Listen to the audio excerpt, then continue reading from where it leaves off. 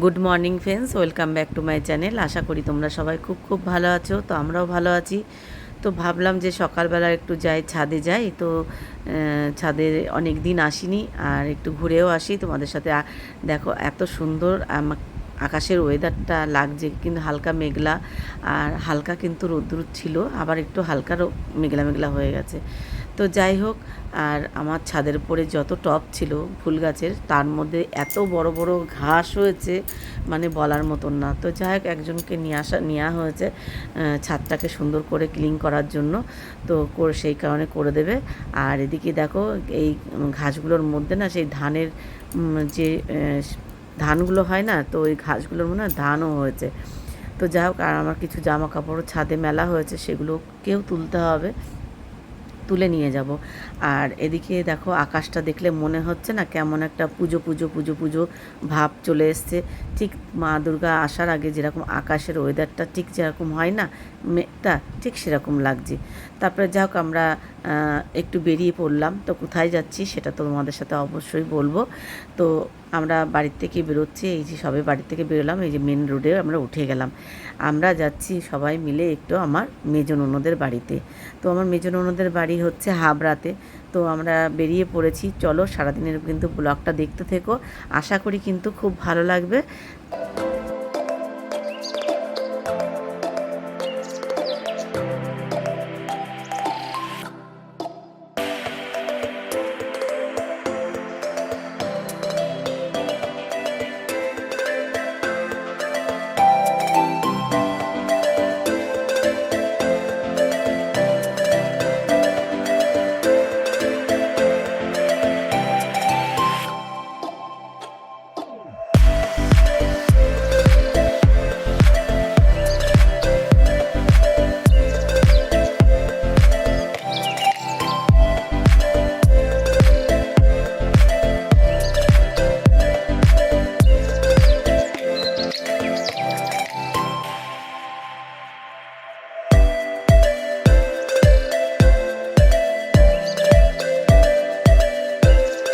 তো আমরা কিন্তু হাবড়ায় কিন্তু প্রায় ঢুকে গেছি, আর আমরা বসে রয়েছি, একটু মিষ্টি কিনতে গেছে, তো সেই কারণে আমরা বসে রয়েছি।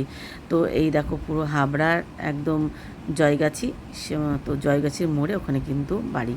তো যাই হোক, আমরা কিন্তু এইবার পুরো বাড়ির রাস্তায় ঢুকে গেছি। আর এইটা ওদের বাড়িতে ঢোকার মুখে এখানে একটা মন্দির আছে। তো মন্দিরটা যেতে গিয়ে প্রণাম করে নিলাম, কেন আমি যেখানেই মাকে দেখি না কেন আমি কিন্তু প্রণামটা সেরে নিই। আর এই হচ্ছে আমার মেজ ননদ আর নন্দাই, আর হচ্ছে এই হচ্ছে আমার মেজ ননদের মেয়ে পিঙ্কি। এটা হচ্ছে ননদের বর, এটা হচ্ছে ননদ। এই ননদের বাড়িতে, মেজ ননদের বাড়িতে এসছে আমরা সবাই। তো খাওয়া দাওয়া খুব ভালোই হলো আমাদের। খাওয়া দাওয়া করে আমরা এখন নড়তে পারছি না। তো এইবার আমরা বাড়ি যাচ্ছি, এবার বাড়ি যাবো। দাদা, দাদা তাকাও। হ্যাঁ, ওই যে আমার দাদা। এখানে আসো, আমার কাছে আসো, আমার কাছে আসো।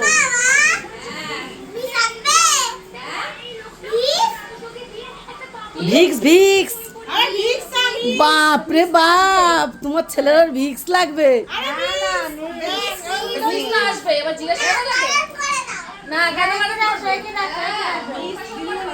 ও, আমি শুনছি ভিক্স।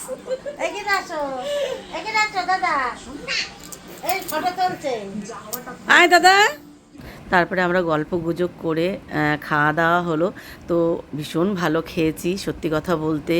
ইলিশ মাছ করেছে, তারপরে হচ্ছে ডাল করেছে, ভাজা করেছে, মাটন করেছে। তো প্রত্যেকটা রান্নায় আমার মেজ ননদের ভীষণ ভালো। আর সত্যি কথা বলতে তৃপ্তি করে আমরা সবাই খেয়েছি, আর অনেকটা লেট করেছি, তো খুব খিদে পেয়ে গেছিলো। তো যাই হোক, আমার খাওয়ার সময় ভিডিওটা করা হয়নি। তারপরে খাওয়া দাওয়া করে ওখান থেকে আমরা বেরিয়ে পড়েছিলাম 7:30টার সময়। তো 7:30টার সময় বেরিয়েছি, আর আমাদের বাড়িতে আসতে মোটামুটি ওই 1/2 ঘন্টা 40 মিনিট মতো লাগবে আমাদের আসতে।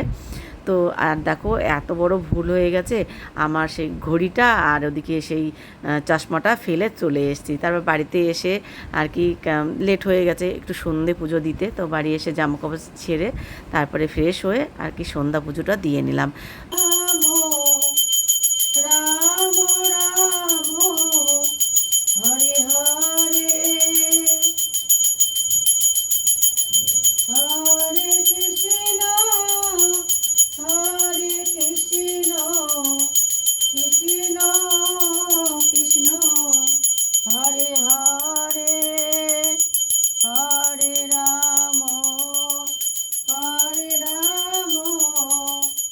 তো আমরা তো গেছিলাম অনেক লেটে, তো ঘুরে ফিরে তোমাদেরকে অনেক কিছুই দেখাতে পারিনি।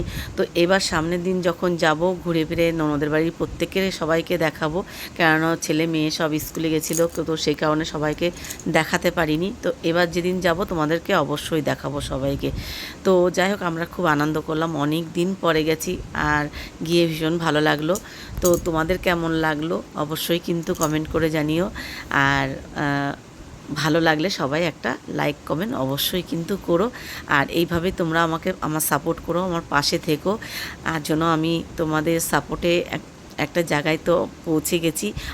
আরও তোমাদের ভালোবাসা অবশ্যই দরকার, আর তোমাদের ভালোবাসা না থাকলে আজকে আমি এই জায়গাটায় আসতে পারিনি।